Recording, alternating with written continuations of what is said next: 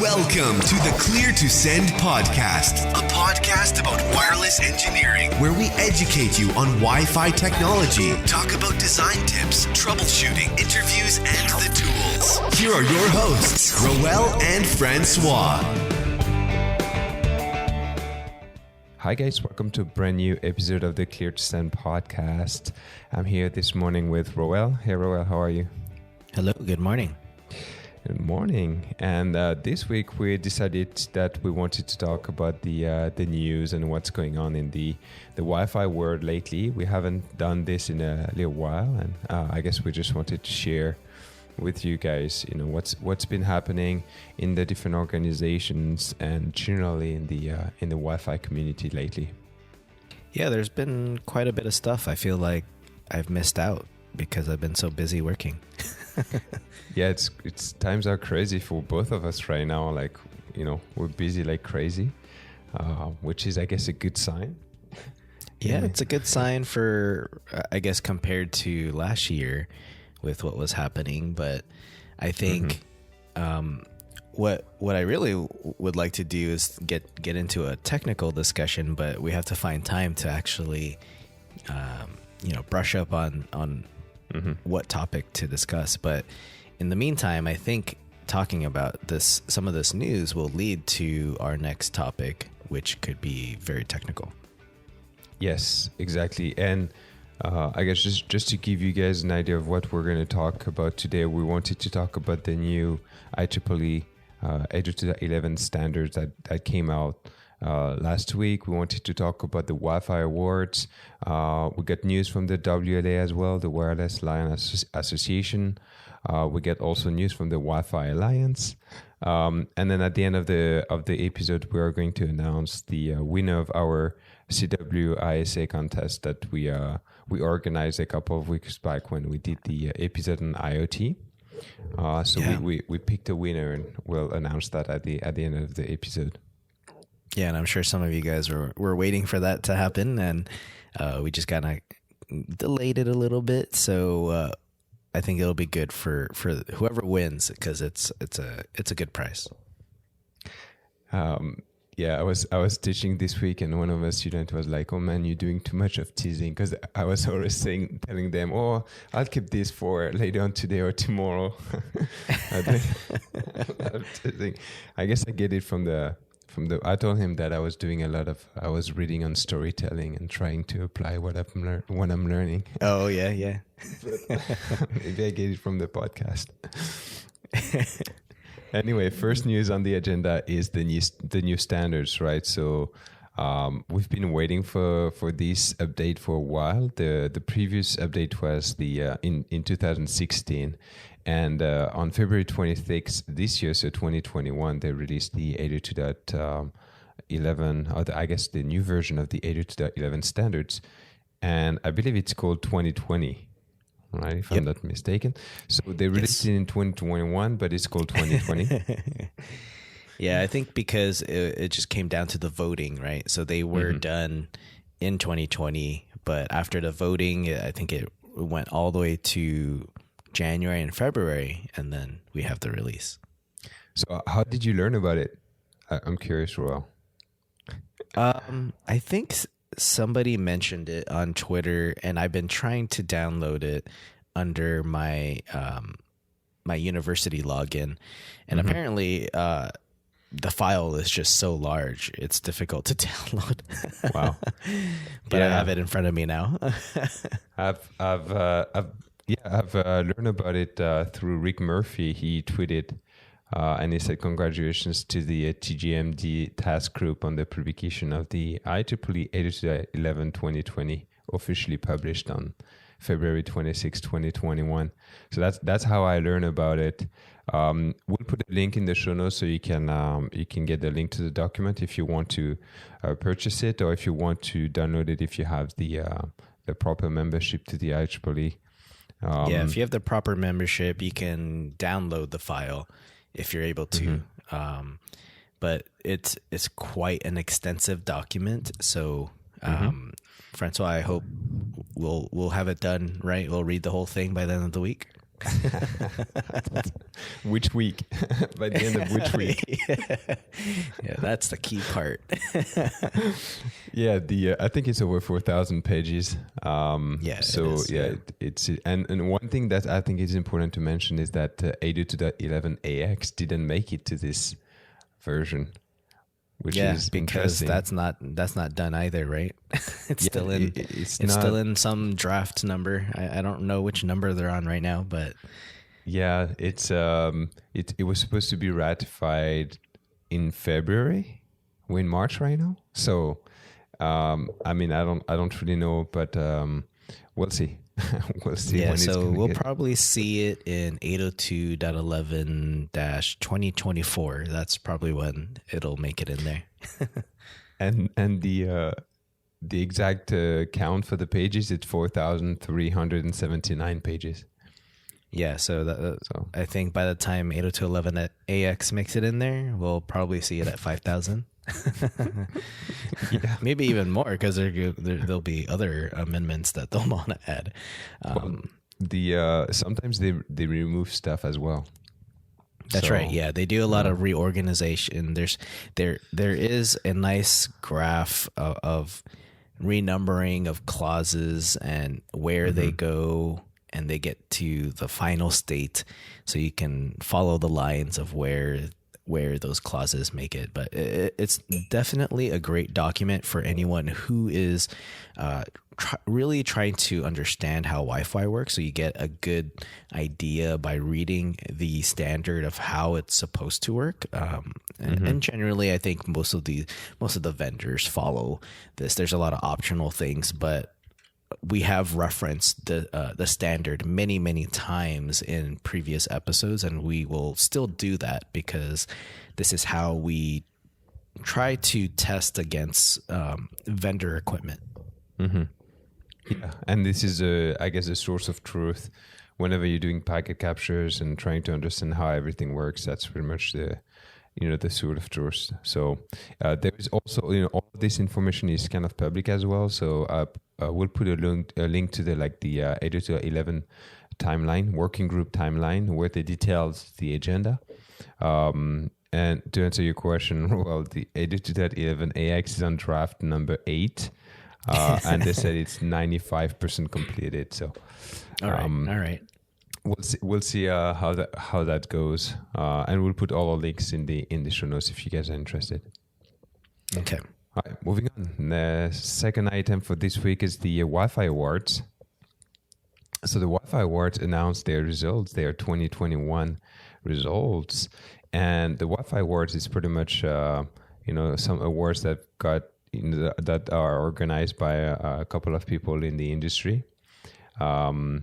So the people behind the scenes are Sam Clements. I'm trying to go and get the committee. That's how the Keith. committee. So Keith Person, And Sam Tony. Clements. Yeah, Tony, Jonathan Davis, and David Coleman is part of the committee as well. So what they do is that they review. They have different categories. They have company leadership of the year, product of the year, innovation of the year, rookie of the year, content contribution of the year, and life achievement award. And for each categories, they choose finalists.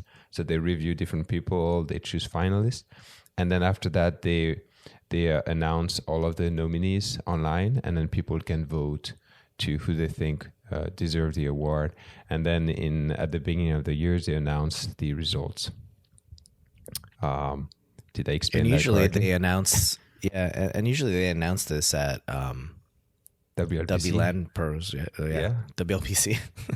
Yeah. I'm starting to forget all the names of these conferences. Yeah, you're right. Usually we do WLPC in February, and then we would announce and give out the awards at that time. But obviously this year they did it online. They had the little animation videos, which were pretty cool. And you can on the website, same, we'll put links, but on the wifiawards.com you can read about all the winners. And for this year's the company leadership of the year was We have Mist. was given to Mist Systems, a Juniper company. And if I look at all the finalists, they were competing against. Let me go back to the right section here. They were competing against Aruba, Cognitive Systems, Metageek, and Tech Field Day. Okay. Right. So they won this category. Congratulations to them. Yeah, congrats, guys.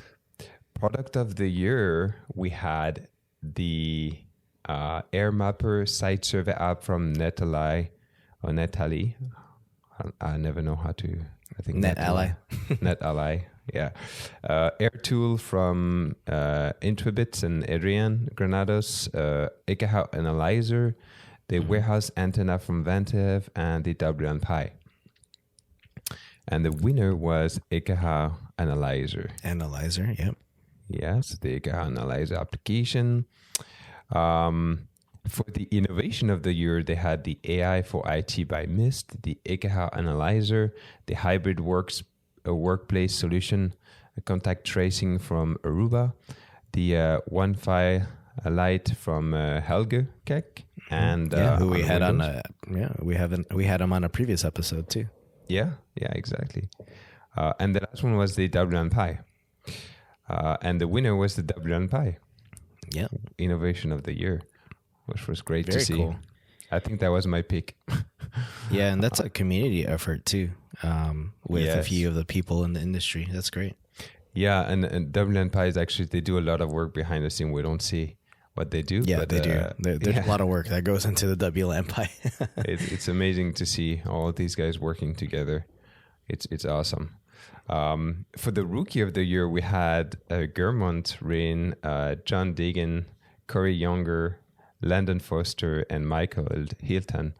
And the winner was Germont. Yeah. Which was pretty cool. That was my vote too. Yeah, I think it was my vote too. And for the content contribution award, so we had Jennifer Minella, Mike Daring, Matt Starling, the Ninja Guys, Peter McKenzie, and Roel Dionisio. And the winner was Roel Dionisio. Congrats, Roel. All right. Congrats on the award. So what's your reaction? Yeah, I was surprised I got it actually, because there's so many good people in that category. So, really just honored to get this award. It's very cool. Like I've been publishing content for a long time, so to have people vote, just appreciate everyone. I think that the thing, like content contribution, you look at what people are creating, what type of content, and how much they've been creating. Like with you, the thing is like you've been creating content like with like a consistent effort for so long that I think you really deserve it.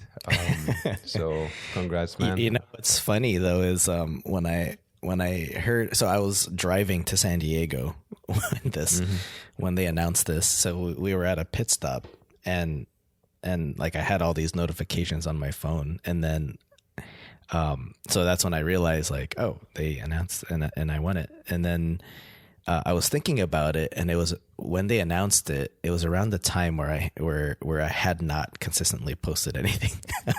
Yeah. Because the beginning of the year just got so busy, so I had not done like a blog post. We were, I think that week we delayed an episode. So it's just one of those things. Like if you can still post and then find the time, that's great, but just don't kill yourself trying to get something out there. Yeah, and I think. Well, I think there's also a bit of you that enjoys doing it, right? Or enjoy, helping I do people enjoy out. doing it, yeah. Yeah, because you wouldn't do it if you didn't enjoy it. Like, it would be like forcing it too much, I guess. Yeah, you don't want to force it. And the way I started was just documenting things really for myself. So if I learned something, I would post it. And then over time, that type of content changes and it becomes like this podcast, and we then form our own opinion and feedback of things. And I think that's just the evolution of content creation, something that can provide. My goal has always been trying to provide value to people. Yeah, and helping out people. And we do get a lot of feedback from people saying, you guys have helped me. I've used your podcast and stuff like this, which is, yeah, it's a good feeling. It's great to hear. Yeah. Yeah. Awesome. Okay. So, and, a lot of great people in there as well. I'm sure they'll get some of them will get the award in the coming years. Yeah, for sure. That would be nice to see. So, and we forgot the last award, which is the Lifetime Achievement Award. Yeah. Yeah. And this year, Peter McKenzie got it, Mr. Peter McKenzie. So it's nice to see as well. He's done a lot in the Wi-Fi community for sure for many years. For a long time, yeah. And he's one of the guys that I've used to really help learn like what I know now, right? And he's probably one of the smartest guys I know when it comes to Wi-Fi. It's incredible. Sure. I've been in the same room with him and in CWMP job tasks analysis, and it's incredible like how much he knows. Yeah. And he thinks really fast. Yeah, he's really fast. So that's the awards, the winners. We'll put a link in the show notes so you guys can take a look for yourself. They actually have a description for each winners and each nominees if you want to read that out. So and then we'll see next year what's up for next year. I believe you hopefully can submit at a real conference. Yeah, hopefully at the real conference. I believe you can submit like companies or people that you want to recommend for awards. So check out the WiFiAwards.com if you want to know a little bit more about the process. All right, next item on the list, news from the WLA. So the WLA is the Wireless LAN Association. It's an association that's trying to come up with standards to help Wi-Fi engineers in the field, help them doing their work, kind of define some standards on how we should do different things that we do. And they're working on 4 different books right now. They're working on the Define book, the Design book, the Deploy book, and the Diagnose and Validate book. So they have a color for each of them.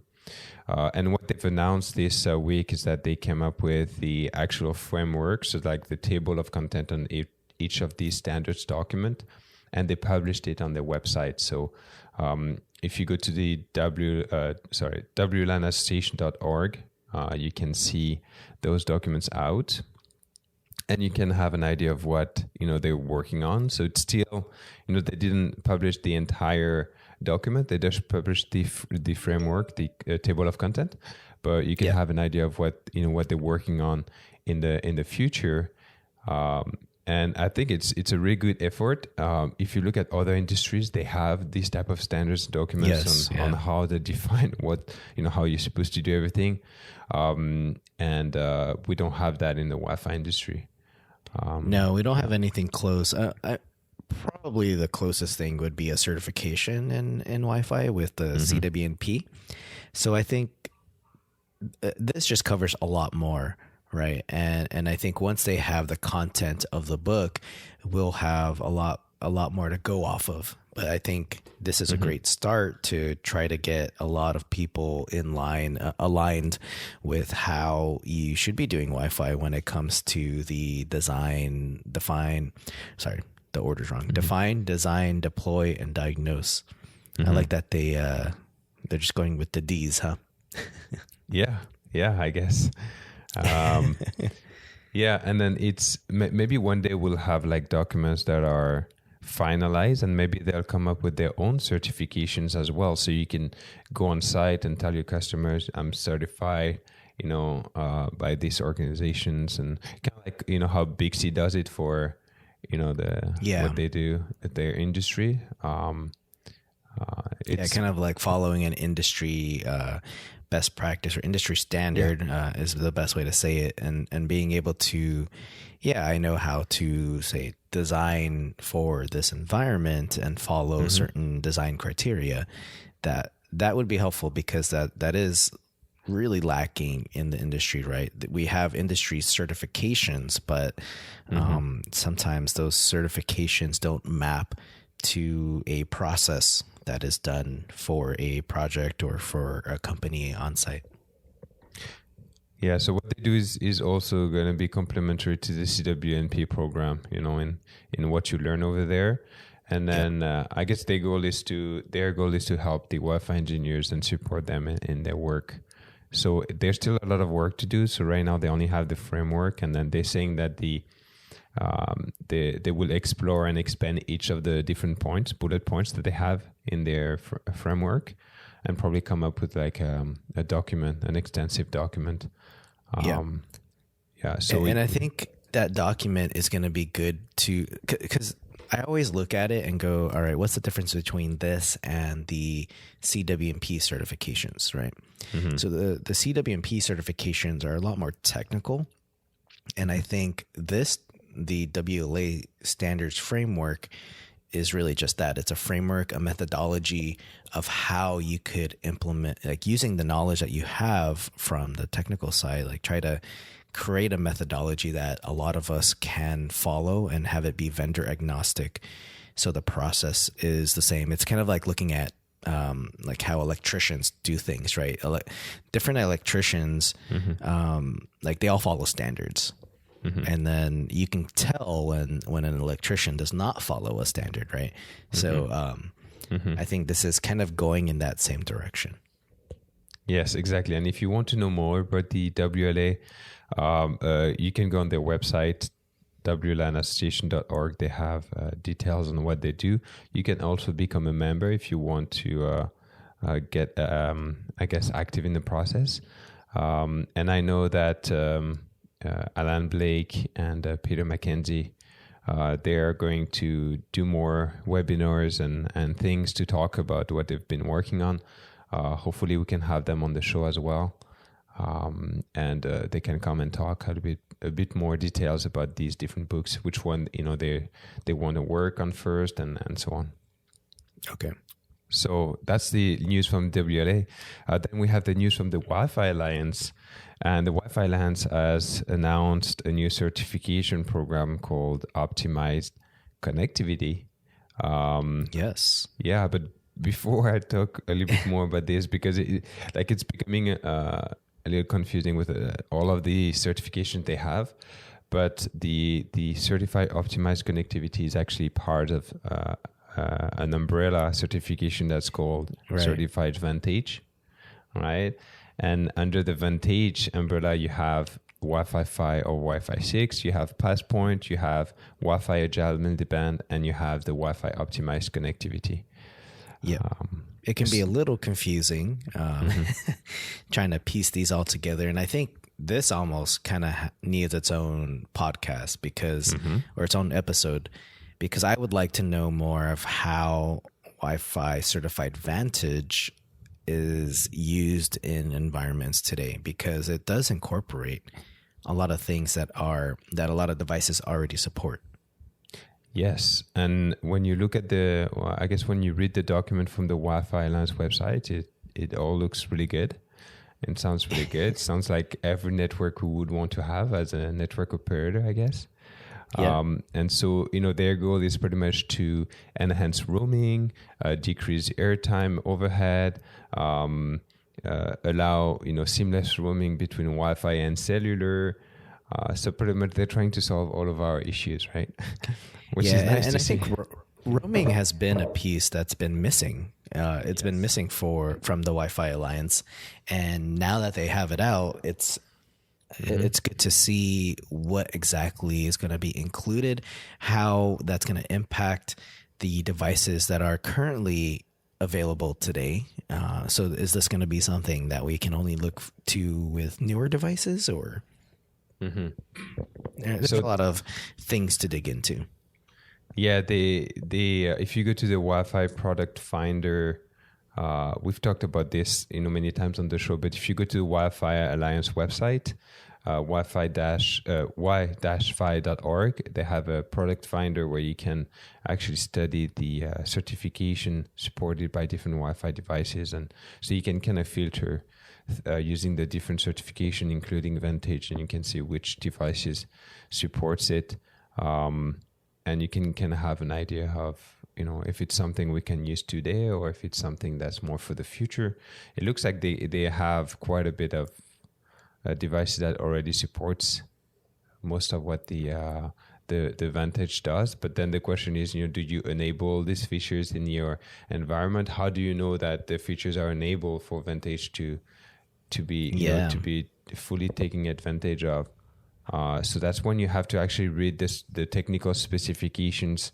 We'll put a link in the show notes, but for the new Wi-Fi optimized connectivity certification, they detail a little bit the technical or which specification from the IEEE they use to make it work. Yep. And they do use some pieces of the standard, right? And then they add some additional functionality, which will be will be seen in the extended capabilities element. Yeah, exactly. So what was surprising to see is that they use 802.11 AI, so the fast initial link setup. And then they are, like you said, they're also adding their own information element. So they have one called OCE, optimized connectivity experience. And so we're talking about this before we recorded. There's a lot of acronyms in this document, and it's it takes a little bit of takes a while to understand what they are. Whenever you have technical in the name of the document, you're going to see a lot of acronyms, right? It looks like the IEEE document. But yeah, so what they do with the OCE information element is that they're going to add it to the beacon frames, the probe response, the reassociation response, and they are going to include technical information, I guess, regarding the optimized connectivity experience in that information element. Kind of like how vendors, have their own vendor information element. I'm expecting that's how it's gonna work. So we'll see. Maybe one day we can packet capture that and show it to you guys. Yeah. And we'll have another episode dedicated to this specifically, Wi-Fi optimized connectivity, because there's a lot of technical details that we need to unpack and understand how it works. We'll see which device supports this. If it's one that we have, then we'll definitely try to capture it, right? So we'll need an AP and a device that supports it. But what we'd like to do is have Wi-Fi Alliance on to even speak about it and let us know what other plans they have for the Wi-Fi certified Vantage, because I wonder if they're going to add another certification to it. Is there something, like if you look at it, is there something that's missing from this? And this is why we need to take a big look at it, because you got Wi-Fi 6, Wi-Fi 5, agile, multi-band, passpoint, and now optimized connectivity. And I forgot to mention WPA3. WPA3 is also there. Yeah. And the graphic is kind of weird because the WPA3 is kind of like on the outside. Like it's locking the whole thing. I don't know. Securing the package.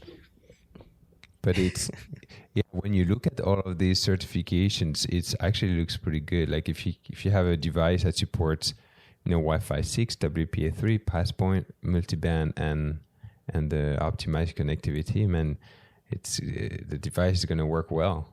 I would expect, I guess. Yeah. So we can expect Wi-Fi to be so awesome in 2022. We'll see. Because I'm guessing you're also going to have the AP, right? Yeah. So you're going to need both the AP and the client supports everything they're talking about. So there's a lot of APs that support it, though. Yeah. So I guess we just gotta find the device. Hopefully we have one, and we can try to test it early. But we'll dig a little bit more, and then we'll try to talk to the Wi-Fi Alliance about it and ask our questions. Yeah. So for everyone that has always kind of seen roaming as a pain point. This looks like a more industry applied method to try to standardize on the roaming. That's just kind of what it looks like to me initially. But I think like once we dive into it, we can see how this will help us with that optimized connectivity, because it's got a nice name, but under the hood, will it really help devices roam better? Because as we're scanning through the document, we see things like client connectivity experience. Like, how do you measure something like that? And then they talk about reducing neighbor reports and AP channel report elements. So how does that affect what is provided by the AP, for example? Like, it's going to change the way those neighbor reports are done. It does change quite a bit, right? And there's even probe suppression, and I'm not even a fan of that. I don't like probe suppression, but we'll see how this differs from previous things. And I think they have a lot of the 6 gigahertz in mind as well. Talking about the especially the fast initial link setup and the reduced neighbor report. Maybe they can use that as well for 6 gigahertz. And then maybe discovering APs on different channel bands. Yeah, that's probably what it's really catered for. Yeah. So that's a good that point. would be nice to see.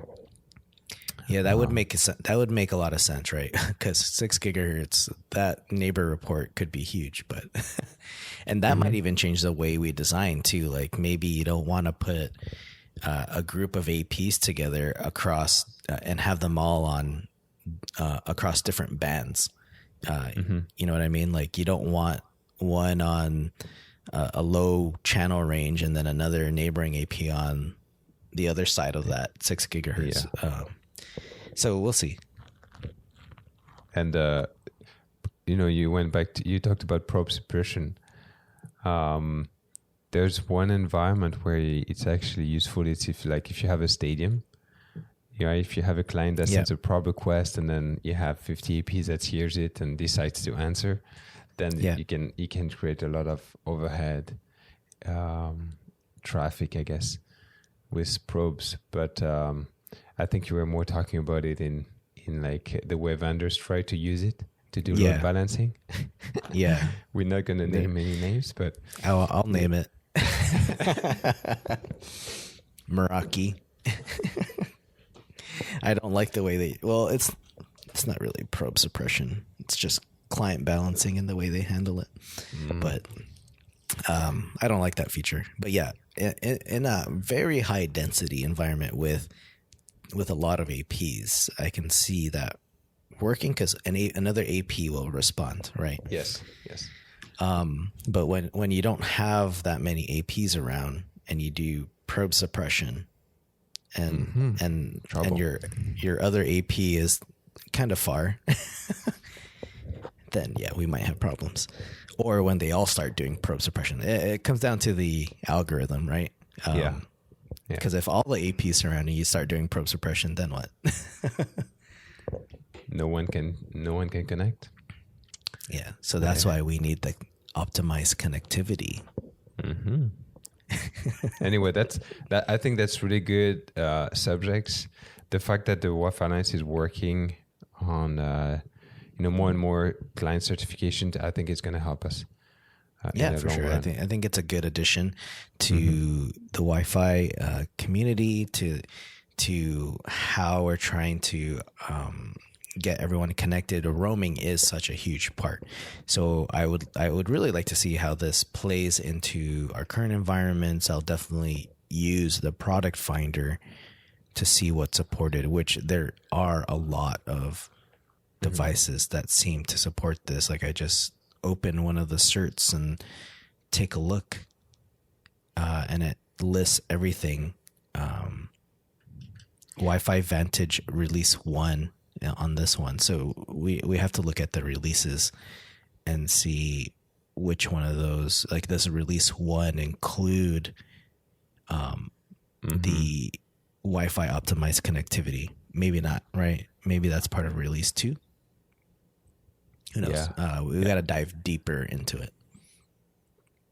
Yeah, and in the product finder, I just selected Vantage and downloaded all the devices that support it, and I have over 3,000. So yeah, I need to take a closer look at it.